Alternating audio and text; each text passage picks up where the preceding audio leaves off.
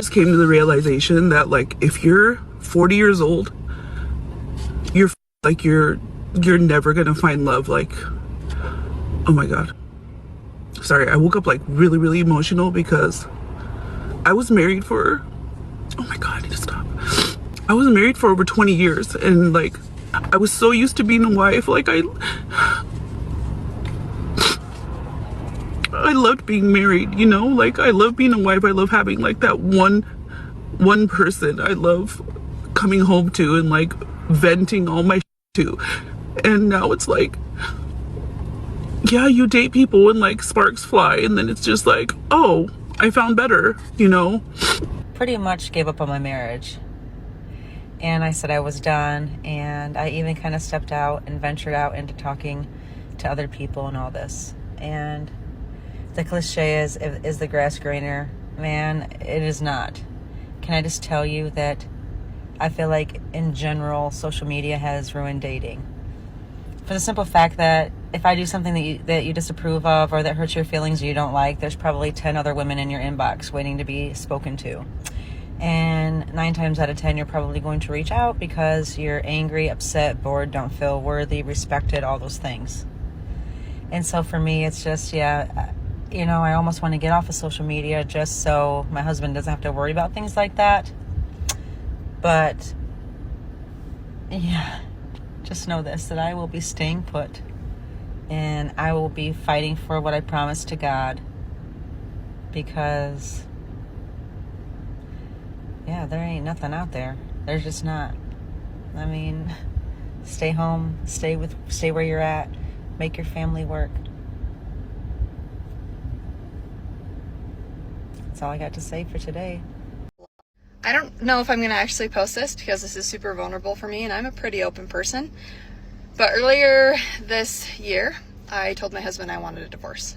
And this would probably shock a lot of my friends and my family because I hadn't told anybody, okay?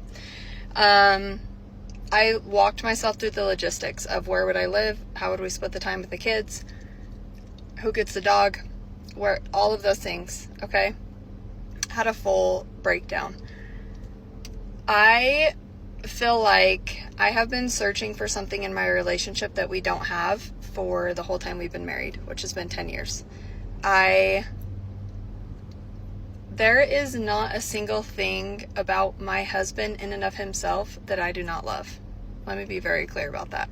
He is the most self-disciplined, loyal, hardworking, good person that you could meet on this planet. And that is probably the reason why I have not left. Okay? Our relationship and what my expectations are for my marriage and what they always have been are not met, right? Which I don't know if anybody's are. The reason that pushed me to even bring up divorce and talk about it was the fact that I feel like I can't be myself with my husband. And it's really confusing because I'm 32 years old. I am a mom of 3. And I still don't know who I am. So for me to be like, oh, I can't be myself or you don't love me for who I am isn't really fair because I don't know who I am. I'm figuring that out every day. But the reason why I wanted to share this on here in the first place is we are coming up on our 10-year anniversary. We're going to Mexico, to Cabo for our 10-year anniversary trip. And we're rewriting our vows. We never wrote vows in the first place. We didn't have vows when we got married. And I'm struggling to write my vows, like to write a vow.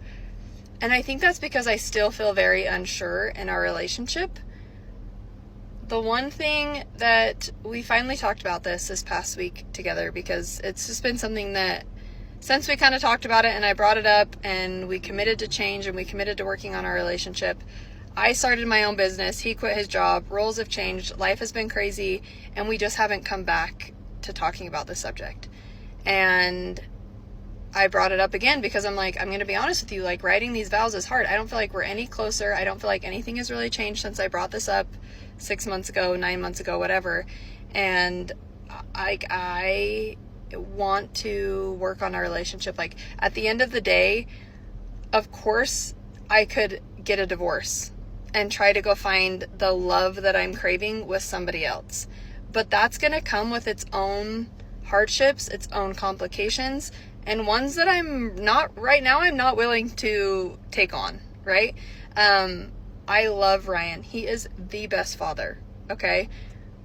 I just need to learn how to explain what I need from him in our relationship, and he needs to be able to give that, and I need to be doing the same for him so that we can both, like, in